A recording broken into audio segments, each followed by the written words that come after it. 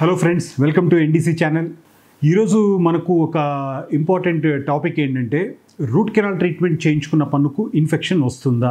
ఇది question. Actually చాలామంది అడుగుతుంటారు, యాక్చువల్లీ ఏమంటే నేను రూట్ కెనాల్ ట్రీట్మెంట్ చేయించుకున్నాను, సో ఇప్పుడు మళ్ళీ చేయించుకున్న తర్వాత మళ్ళీ నాకు నొప్పి వస్తుందా, మళ్ళీ ఇన్ఫెక్షన్ వస్తుందా, ఇలాంటివన్నీ అడిగినప్పుడు చాలా ఆశ్చర్యం అనిపిస్తుంది. అంటే రాదని కాదు, అంటే వీళ్ళకి ఎంతవరకు నాలెడ్జ్ ఉంది, చాలా ఎక్కువ వాళ్ళకి ఏదైనా వాళ్ళ ఫ్రెండ్స్తో ఏమైనా ఇబ్బంది పడ్డారా, వాళ్ళతో ఇబ్బంది పడ్డారా అని డౌట్స్ వస్తాయి అనమాట.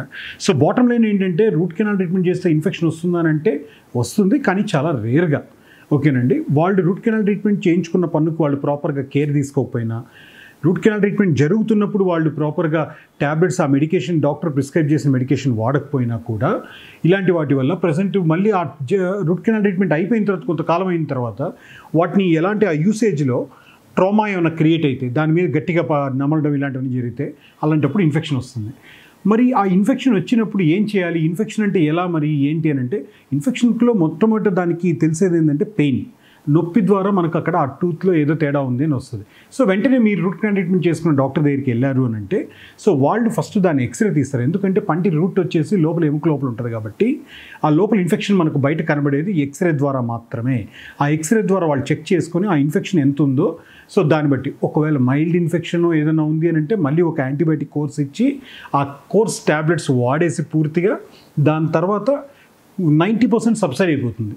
అలా కాకుండా రిపీటెడ్గా రావడము, లేదంటే అక్కడ మనకు స్మాల్ బ్లిస్టర్స్ లాగా ఇంకేదైనా అక్కడ స్మాల్ పస్ డ్రైన్ అవ్వడం, ఇలాంటివన్నీ కానీ ఏమైనా గమనించారు అని అంటే ఆ రూట్ కెనాల్ ట్రీట్మెంట్ చేసిన పనులకి మళ్ళీ రూట్ కెనాల్ ట్రీట్మెంట్ చేసి వాటికి ఒక 3 to 4 సిట్టింగ్స్ వాటికి డ్రెస్సింగ్స్ ఇచ్చి తర్వాత వాటికి మళ్ళీ రీఫిల్ చేసి తర్వాత మళ్ళీ అదే క్రౌన్ని మళ్ళీ ఫిక్స్ చేసి దాన్ని కాపాడతారు.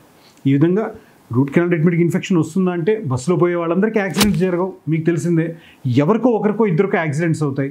అలాగే ఇది కూడా రూట్ కెనాల్ ట్రీట్మెంట్ చేసుకున్న 10,000 మందిలోనూ 5,000 మంది ఎవరికో ఒకరికి ప్రాపర్ మెయింటెనెన్స్ లేకపోవడం వల్ల వచ్చేది, కానీ ఇంకా వేరేదేం లేదు.